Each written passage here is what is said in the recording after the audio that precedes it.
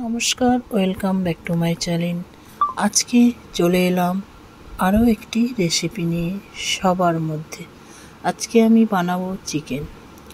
তার জন্য আমি চিকেন ধুয়ে নিয়েছি, আলু কেটে নিয়েছি, পেঁয়াজ কেটে নিয়েছি, রসুন বেটে নিয়েছি, আদা বেটে নিয়েছি,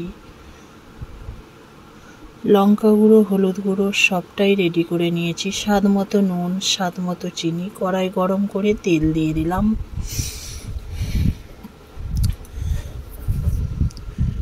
তো চলো মূল রান্নায় চলে এলাম। কড়াই তেল গরম হচ্ছে, এবার আমি দিয়ে দেব টুকরো করা কেটে রাখা আলুগুলো। সব কিছুটাই রেডি করে নিয়েছি, এখানে দেখতেই পাচ্ছ। সব আলুগুলো তেলের ওপর দিয়ে একটু অল্প লবণ ছড়িয়ে আমি ভালো করে ভেজে নেব। আলুগুলো সুন্দর করে ভেজে নেব।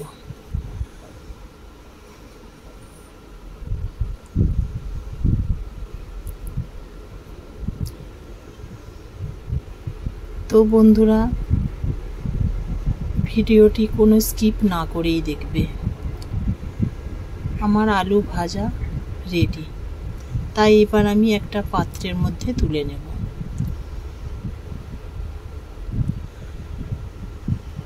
ভিডিওটা যদি কোনো অংশ ভালো লেগে থাকে অবশ্যই চ্যানেলটিকে সাবস্ক্রাইব করে পাশে থাকবে, পাশের বেল আইকনটিটা বাজিয়ে দেবে, যাতে আমি কোনো নতুন ভিডিও আপলোড করলে আপনাদের কাছে পৌঁছাতে পারে।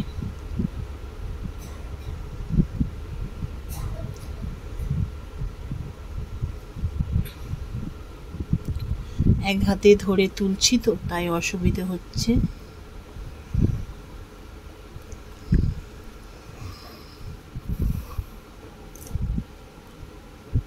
ভিডিওটা দেখতে থাকো, অবশ্যই ভালো লাগবে। বাড়িতে সবাই চিকেন রান্না করে, কিন্তু কোনো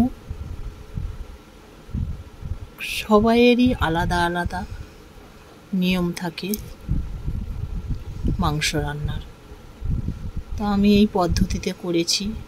তোমাদের কেমন লাগলো সেটা অবশ্যই লাইক কমেন্টে জানাবে। তেলের ওপর একটু গোটা গরম মশলা দিয়ে দিলাম, সুন্দর একটা মিষ্টি গন্ধ বেরোবে। তারপরে তেলের ওপর পেঁয়াজ দিয়ে পেঁয়াজটাকে আমি ভালো করে ভেজে নিলাম। নিয়ে এর ওপর আমি ধুয়ে রাখা মাংসটা তুলে দেব, দিয়ে আমি বেশ কিছুক্ষণ ভাজবো মাংসটা। তো আমার মাংসটা ভাজা কমপ্লিট। এবার আমি যে মশলাগুলো আমার করা ছিল সেই মশলাগুলো সব অ্যাড করে দিলাম। আদা, রসুন, লঙ্কা গুঁড়ো, হলুদ গুঁড়ো, টমেটো কুচি, একটু চিনি, লবণ, সব কিছুটাই অ্যাড করলাম। দিয়ে ভালো করে আমি কষাতে থাকব।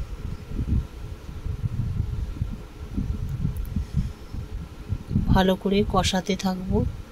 হালকা একটু জল দিয়ে দিলে মশলাটা নিচে ধরবে না, তাই একটু জল অ্যাড করলাম। দিয়ে আমি এবার কষাতে থাকছি। তো কষাতে কষাতেই দেখতে পাবে কত সুন্দর কালার আসছে, জিনিসটা কীরকম লাগছে। অনেকে মাংসতে মশলা মাখিয়েও করে খায়, অনেকে মশলা ভেজে কাঁচা মাংস তুলে তাতে কষায়।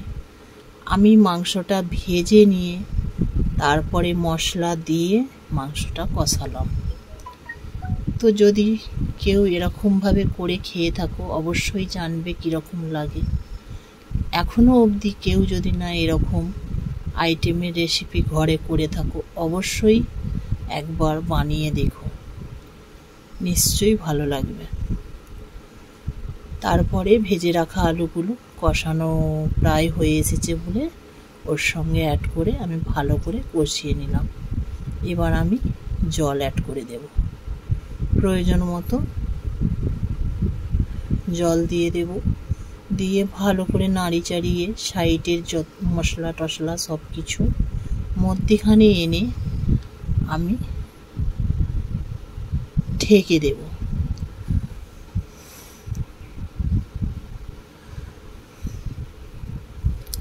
আলুটা সেদ্ধ হতে যতটা পরিমাণে জল লাগবে সেরকম পরিমাণে জলটা অ্যাড করতে হবে। বেশি জল দিলে আবার বেশি ঝোল হয়ে গেলে খেতে অতটা টেস্টি হবে না।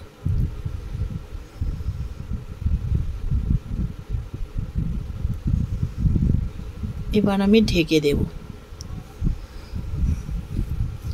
ঢেকে আমি 8 থেকে 10 মিনিট রান্না করে নেব।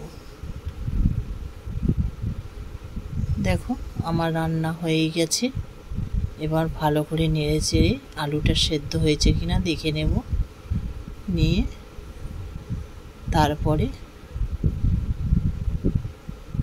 সব কিছুটাই কমপ্লিট, পরিমাণ মতো সব কিছুটাই ঠিক আছে এটা আমি দেখে তারপরে কমপ্লিট করব। তো ভিডিওটা বেশি বাড়ালাম না, আজকে এখানেই রাখছি। সবাইকে টাটা, বাই বাই, ভালো থেকো।